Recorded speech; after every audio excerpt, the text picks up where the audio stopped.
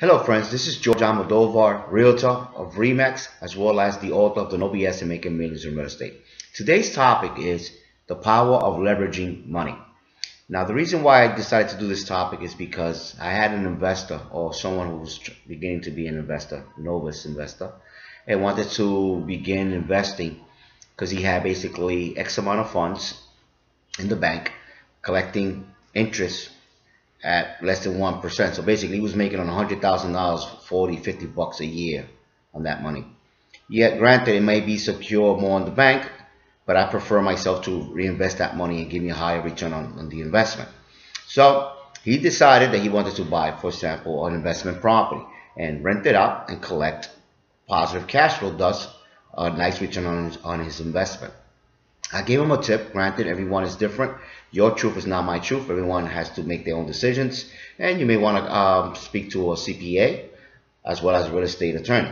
However, that being stated, for example, and I wrote it down, and I apologize, it's not in a PowerPoint presentation, but as you can see here on the paper, take a look. If you have to rewind it, please do so.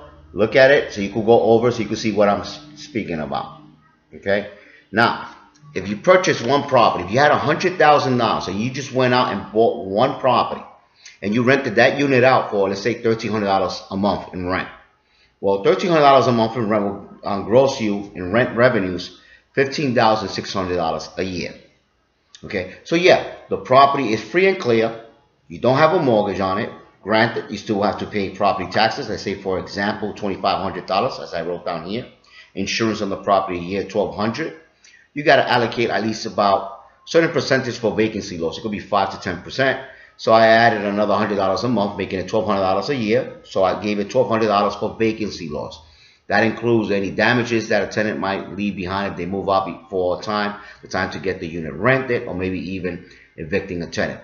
So when you added all that up, that gives you annual expenditures of $4,900. So if you collected $15,600 minus the expenditures of $4,900, that will give you a positive cash flow of $10,700. Now this is where people get confused, because $10,700 of cash flow, okay, $10,700 of cash flow doesn't necessarily mean that you're making a return on your investment or of investment, because people got to understand there's a difference between return on investment and return of investment. For instance, in this case, this person invested $100,000. So if you invested $100,000, you're not making a return on your investment until you make your money back. So if you spent $100,000, once you get your full money back, then you can say I'm making a return on investment. So until then, you're actually making a return of investment. So if you're making $10,700 a year cash flow, it'll take you 9.35 years to return your money back, to get your money back. So you're not making nothing, you're not making anything yet. Okay? You're going to make your money after the 9.35 years. Then you can say, well, I'm actually making a return on investment. Okay? Otherwise, you're just getting your money back. You might as well maybe keep it in the bank. I don't know. I'm just saying, just to show you for example. So, fact of the matter is, if the property taxes were $2,500, as I stated before, $1,200 of insurance, $1,200 of vacancy loss, annual expenditures are $4,900. You're collecting rent of $15,600. Your cash flow is $10,700. So it will take you 9.35 years to get your money back.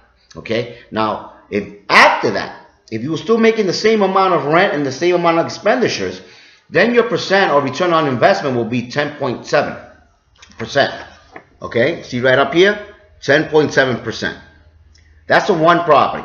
However, if you went and grabbed that $100,000 and instead of buying one property, you leverage your money. In other words, you have someone, OPM, other people's money, someone finance you the property where you only put, let's say, 20% down payment as an investment property. I want to show you the difference. Not only are you able to buy one house, technically you will be able to buy 5 houses, but I'm not going there because you want to only buy at least 4 houses, because you want to allocate another 20% towards savings for contingency, such as the tenant doesn't pay rent and so forth, okay, or damages that may happen. At least have something to be able to defend yourself if a tenant doesn't pay rent. But that being stated, if you went and grabbed 80 of your $100,000 and instead of buying one property, as I stated before, you bought 4 properties, by the bank giving you a 20%, or excuse me, by you putting down 20% down payment, the bank giving you the other 80%, that will be $80,000. Let's look at the difference. Obviously, you will be able to buy 4 houses instead of 1, and your return on investment will be 28.9% return on investment. Okay, so you may want to pause this and look over it. It's 28.9%. Now let me show you why. See, number one, the purchase price is still $100,000. This is for, as an example, okay, demonstration purposes only. Okay, so you put down $20,000, 20%. The loan is for $80,000. The interest rate, because you are buying as an investor, not as a primary home, if you have excellent credit, should be about 4.6% interest.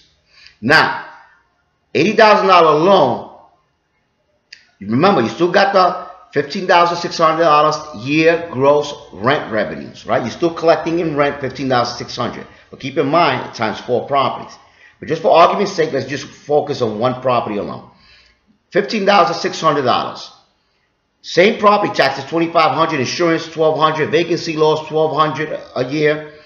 But your mortgage, you're going to have a mortgage now. So that's an extra expenditure because you borrow $80,000. Yes, the mortgage for 12 months is $410 a month times 12 months is $4,920. So you just add another expenditures. But the difference now is you're generating $5,780 cash flow on one property alone. Now, when you multiply that by 4 properties, you're generating $23,120 a year in cash flow alone. Now, let me show you the difference now. The return on the investment per house, since you only put down $20,000, okay, and you're generating $5,780, you will grab the $5,780 divided by $20,000, which is your down payment, your initial down payment, and you're going to see that the return on your investment is 28.9%. A lot higher and a lot better than the other, what was it, 10.7%. So you see your return on your investment is much higher. Therefore, you get much richer. Okay? So, another thing you want to look at is called appreciation. If you have one house and the house is, say, generated or appreciated at 3%, and I'm being conservative here, 3%. If it appreciates at 3% per year on $100,000, you will see that in 4 years, okay, at 3%, at the end of 5 years, excuse me, you will have $115,927.40 will be the appraised value, okay? At 3% appreciation per year, and again, I'm being very conservative. So in other words, in the end of 5 years in one property, your equity would be over $15,927.40 of equity. And I say over for the simple fact that remember that every year you're paying down the principal. It's not much. You're mostly paying interest, but you are paying down the principal. So in 5 years, you're paid a little amount. So besides the property appreciating in value, your tenants paid down what you owe, the principal. Therefore, your equity will definitely be a lot more than $15,927. However, keep in mind that's just one property. But if you did the same thing and bought those 4 properties as stated before, remember now you have 4 properties appreciating in value. So that will come down to a value of $463,709.